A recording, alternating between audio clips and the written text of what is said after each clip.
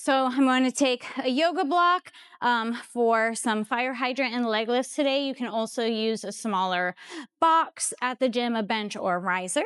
But having it on my highest setting, my tallest setting, coming into a tabletop position, I'm going to lift my right leg, kick it up straight back behind me, and then take it out like a circle, tap the top of that yoga block, lift again, and then bring it back down to my starting position.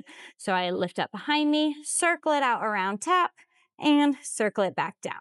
So I'm getting that hip joint to roll in and out. I'm trying not to dump into my left side as my right leg lifts, and creating kind of a circle or sweeping motion with the knee.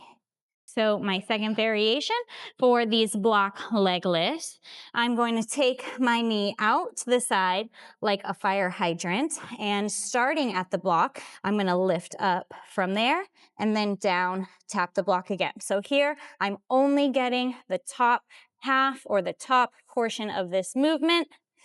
So restricting the range of motion where the muscle is resting and keeping that leg only in its working range at the top. For my third variation of a leg lift using a yoga block or box or riser, I'm going to come into my tabletop position again with that block immediately behind my knee, and I'm going to set up my right knee on top of that block.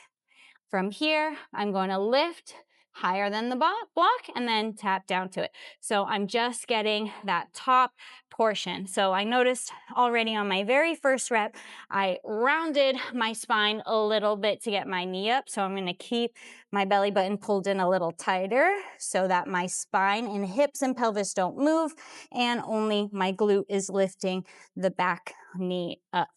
So even smaller range of motion than you think.